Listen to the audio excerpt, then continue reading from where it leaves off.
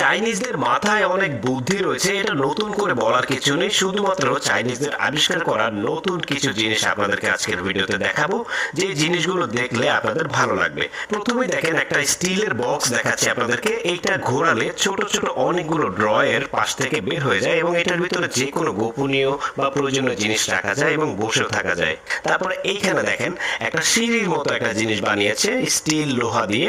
তারপরে দেখেন এটাকে ফোল্ডিং করলে সুন্দর একটা চেয়ার হয়ে গেল। এরপরে দেখেন একটা চমৎকার ঝাড়ু তৈরি করেছে। এটা ম্যানুয়াল, মানে হাত দিয়ে একটু ধাক্কা দিলে দেখেন অটোমেটিক ঝাড়ু দিচ্ছে, আর ময়লাগুলো দেখেন গাড়ির ভিতরে ঢুকে যাচ্ছে। দারুণ জিনিস। তারপর এইখানে দেখেন এই ছোট্ট জিনিসটা দিয়ে বেশ ভারী জাতীয় যে কোনো জিনিস উপরের দিকে উঠানো যায়।